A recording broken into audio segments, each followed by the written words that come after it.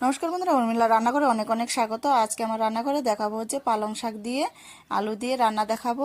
দেখুন, মাছ ছাড়াও যে এত টেস্টি লাগে খাওয়াটা তো বলার মতো না। প্রথমে আমি কড়াই বসিয়ে দিয়েছি উনুনের উপর, তারপরে দিয়ে দিলাম তেল। তেল দেওয়ার পরে আমি ফোড়ন দিয়েছি, জিরা ফোড়ন, তারপরে শুকনো লঙ্কা দিয়েছি। শুকনো লঙ্কা দেওয়ার পরে কয়েকটা রসুন দিয়েছি থেতো করে দেওয়ার পর লাল লাল করে ভেজে নিয়েছি। ভাজার পর আমি দিয়ে দিলাম পালং শাক আর হচ্ছে আলু কেটে নিয়েছি পিস পিস করে দিয়ে দিয়েছি। তার হালকা নেড়ে চেড়ে নিয়েছি। নেড়ে চেড়ে নেওয়ার পর আমি লবণ দিলাম, স্বাদ মতো লবণ দিয়ে দিয়েছি, হলুদ দিয়েছি, কাঁচা লঙ্কা দিলাম ফাটানো, দিয়ে সুন্দরভাবে নেড়ে চেড়ে নেব। তো কী কী মশলা দেবো দেখুন, রসুন, আদা, জিরা আর হচ্ছে কালো জিরা, এইটুকুই মশলা দিব। আমি সুন্দরভাবে বেটে নিয়েছি, তারপরে দিয়ে দিলাম এখানে, দিয়ে সুন্দরভাবে নেড়ে চেড়ে নেব।